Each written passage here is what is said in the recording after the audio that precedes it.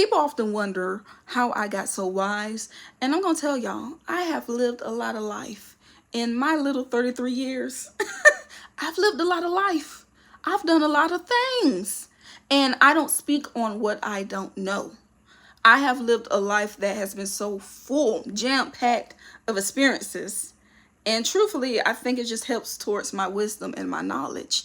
And obviously, some of my wisdom and knowledge is just things that are downloaded to me and things I receive. But a lot of it I've lived. And I'm always only pushed to speak on that which I have truly experienced and which I know. So for y'all who might not know me, because it's like, oh, well, we just see you on the internet. We don't know who you is. Well, first and foremost, I would highly recommend that you just go into Google and put in Jessica Divine, Divine, and a whole bunch of stuff gonna come up. But for those who don't, I've lived a lot of life and I've done a lot of different things in life. Let's just try to name off a couple things. I've been military. I've been in corporate. I have multiple degrees, currently working on the doctorates. I run my own business, a 7-figure business at that. I've written my own book. It's actually right here. My little flyer. I'm an herbalist. Well, you know, one of my talents is I'm an herbalist. I deal with plants. I teach people how to turn plants into medicine and spiritual healing.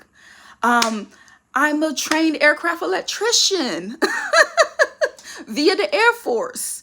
Yes, I'm very good with tools. What else? I've traveled to 28 different countries. I've just done so. Oh, I've been married before. I've done so many different things in life. I kind of come from, well, no, I come from a traumatic childhood. And I look at it as though I didn't simply survive, but I'm thriving. I've had so much life. Look, I've even had a little twin flame journey. I've had so much life and so many different experiences. This is where I'm able to get my knowledge from. I've literally been in so many different situations and circumstances that I'm able to relate and give wisdom to so many different people that's within different fields and different stages in their life. So yeah, 33 years, it's been intense. This wisdom, this knowledge, these lessons, they haven't come lightly and they haven't come easily. They've come through great tribulation. They've come through patience. They've come through being open and expanded. Oh yeah, I forgot to tell y'all. In the Christian church, I've been ordained as a minister and a prophetess. Y'all, it's so many things to keep up with at this point in time. Now, with all these experiences I've had, one of the main lessons I've learned is, Jessica, you have to do life on your own terms. I'm telling y'all, the reason why I've had so many of these different experiences is because I'm a very curious, adventurous person. I've always wanted to see what this world is about around me. I don't allow fear to hold me back. If I want to do something, I go and do it scared. And I'm going to tell y'all, everything that I've tried, it has always led me back to me. And saying, Jessica, you have to establish life on your own terms. The reason why I've been military, I've worked corporate, I've, went to college, gotten all of these degrees, and I've tried different things and working for people and, doing the whole, I just get a really good job and I stay in it and it's stable, it's secure. I even went to law school and engineering school, which both I end up dropping out of. I did finish business school. But I tried all these different things attempting to find my path in life. And I had to try these things to realize they were not for me.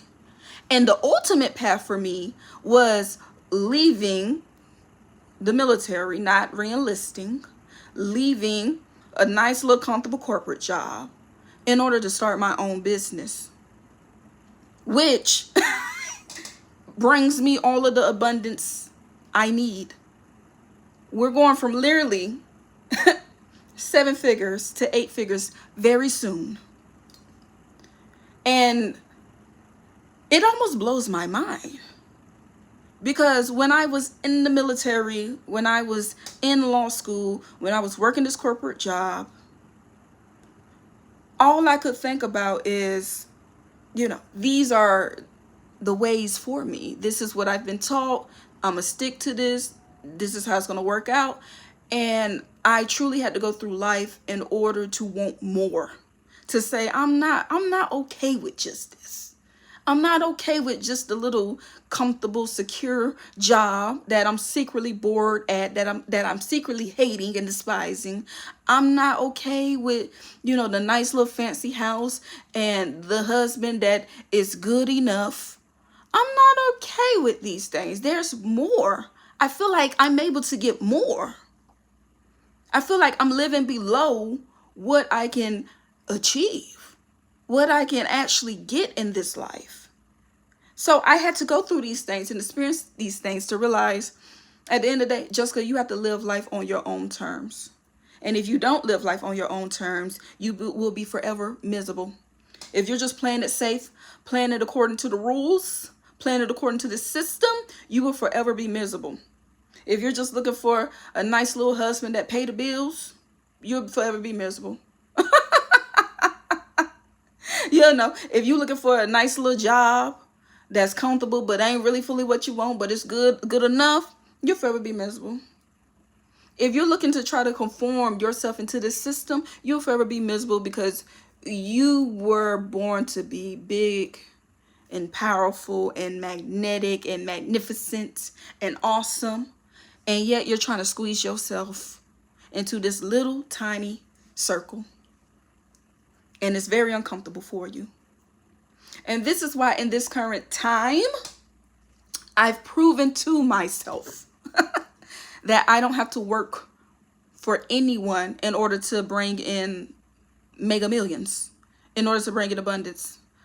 I simply align myself with what I'm truly passionate about, and I call in abundance.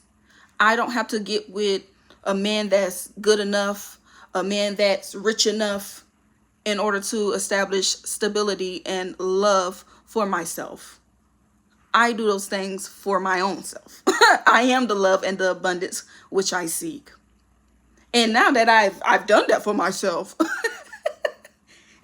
I can't stop getting men who do got the bag and the emotional intelligence and do the inner work. I can't stop getting them to come to me. Lord, they won't leave me alone at this point. I've literally learned that the abundance, the peace, the success, the love, the acceptance, the validation, all of that was already within. It was never outside of me. It was never something that I needed to go out and get.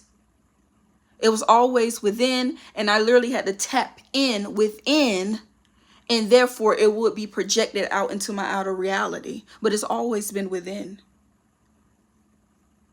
I've literally always been a source of these things.